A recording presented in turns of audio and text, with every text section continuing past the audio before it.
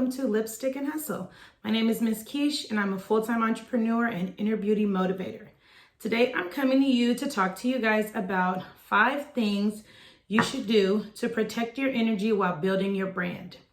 One thing you guys will learn about me later on in this channel is I'm very spiritual and I'm very big on energy in the universe and manifestation.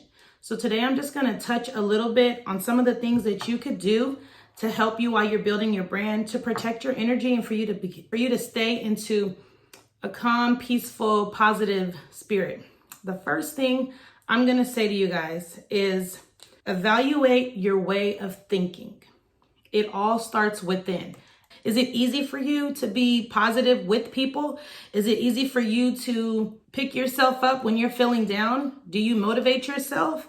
So that's the very first thing that I would say is definitely look within, because it's not always the people around you. Sometimes it's the way that you handle situations and the way that you think. And something that can help you with that is catch yourself. When you feel yourself thinking negative thoughts, or you feel yourself coming down on yourself, let yourself know. Give yourself positive affirmations and let yourself know, I can do this. I'm great at this. This is achievable. Where you change the narrative of things. Instead of you saying, I can't do this, I can't do that, I don't know why this is happening, I don't know why that's happening. Some things in life we don't have control over. And especially the things that we don't have control over, control your reaction to those things. And that's a big part of your energy. The energy that you bring off is a lot of times the energy that you get. So if you're not thinking positive, or you're not giving a positive response to people with different situations, you're not going to get a positive response in return. And the more negativity that you keep within yourself, it's harder for you to come up out of that. So that's the best thing that I would tell you is look within. Always look within everything that you do. The second thing that I would say is evaluate your circle of friends. Definitely, not even just your circle of friends, but the people that you surround yourself with. Are they assets to you or are they liabilities to you? Do they bring the same type of energy that you bring to them? Are they always complaining? Are they always boasting? The company that you keep is a huge reflection on who you are as a person. And a big thing with that, don't be afraid to cut people off. Absolutely do not. I'm going to say that again. Do not be afraid to cut people off, because you can't be great if you have people around you that are not great. Like the whole saying says, if you surround yourself with 4 people that are doing whatever, you're going to be that 5th person eventually to try it or to do it. And I'll tell you a little bit about that with myself. A lot of times when I'm going through things, or I have deadlines for something, or I'm working on a big project, I seclude myself. I go in my little cubby and I reflect on all the things that are around me. And even sometimes in the middle of me trying to accomplish things, if I go out with, a group of friends and maybe, 1 or 2 of them are not in the best of spirit and, they want to talk about negative things and all that, it kind of brings me down as well. So I would definitely pay attention to the company that you keep. And when I say make sure that they're an asset and not a liability, it's really like that. If I'm always feeding into you as a friend and giving you positive affirmations, or I'm giving you positive advice, or I'm helping you out with this, or you have questions for me and I'm giving you the answer, but I can't go to you and get that same type of energy in return, that's the type of friend that you may not need to surround yourself with. Or you need to learn how to deal with that person and not deal with them on the level that you used to deal with them. It's unfair for you to be giving out the positive energy and not be able to get that in return. And a lot of people struggle with that for many different reasons. It could be family, it could be close friends, it could be cousins, it could be whatever it is, co-workers. Learn how to protect it. That's what I mean by saying protect your energy, is knowing how to deal with situations and knowing when to be like, this is not a person I'm happy around. So I'm going to eliminate or I'm going to reevaluate the time that I give this person or I spend with this person. Doesn't mean you have to cut someone completely off, but it does mean that you need to reevaluate the way that you deal with that person. And there's absolutely nothing wrong with that, because that's protecting you and wherever you want to go in life. The third thing I would say is spend more time outside. Nature is amazing and it is beautiful. Just fresh air and the lighting, even if on a cloudy day and on a rainy day, just being outside brings a different type of atmosphere and a different type of energy to our spirits. So I would definitely say spend more time outside. You could journal outside, go for a walk, make that part of your habit where you at least go outside a little bit every day. Especially if you're working a 9 to 5, and it doesn't even have to be a 9 to 5, because sometimes I catch myself just being here in my office and I haven't been outside all day. Definitely open up the windows in your home. If you're busy and you can't necessarily sit outside, open up the windows, open up the blinds in your house. Take a little bit of time or make it a routine. Okay, when I get up in the morning, I drink my coffee, I drink my tea. Let me at least step outside for 10, 15 minutes to breathe, to think, to really be one with nature. And when you're outside, I would really suggest sitting in silence for a while. Sit in silence and take heed to everything that's around you. Like, pay attention to the sounds, pay attention to the sight of everything, the trees, the flowers, even houses and cars that's passing by. Like, really live in the moment. And that's one thing that I always get when I'm outside with nature. I tend to forget about a lot of the things that's around me, or a lot of the things that are on my plate, and I really sit with it. I'm really in that moment. Just like when I went to Tahoe last weekend, I was really able to sit, look at the view, like look at the water and look at the mountains and listen to the birds.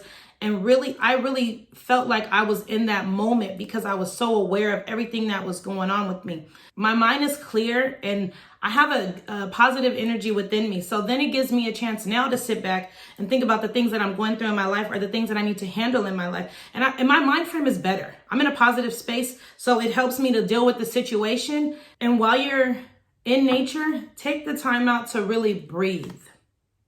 Breathe, like literally breathe. Some of us don't even know how to really breathe the right type of way. I would literally take the time out, sit there, enjoy everything that's around you, and breathe. Relax a little bit. And that's why I say, make it part of your routine, even if it's just 5 or 10 minutes a day. But just you being in that space is going to uplift your spirit so much better. And that'll bring your energy into a more positive place. The fourth thing that I would say is be mindful of what you put in your body. Not just food, alcohol, but the things that you listen to, like the music that you listen to, the TV shows that you watch, the people that you follow on social media. All of those things have something to do with the way that you think, with your thinking process. So if you're constantly watching gossip shows, or you're constantly watching things that with negative people are arguing, or all these other things, you're going to have that on your spirit. It's nothing wrong with it. Like, I'm a reality TV junkie. I love reality. I love crime shows. I love all those things. But I also have to detox myself from them sometimes. And I do that. I'll be like, okay, for a little bit, I'm not going to watch these shows, or I'm not going to watch that shows, because it does mess with your mental. What you're putting in is what you're thinking. A lot of the times I'll watch something at night, and then I'll think about it before I go to sleep, or it'll keep me up because that's what I had just watched. And it wasn't anything that was funny or positive, or, put me in a relaxation state of mode. So definitely I would say be very mindful of that.